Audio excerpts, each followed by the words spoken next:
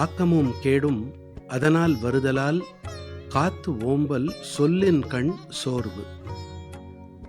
இந்த குறளின் பொருள், ஆக்கமும் கேடும் சொல்லுகின்ற சொல்லால் வருகின்றன.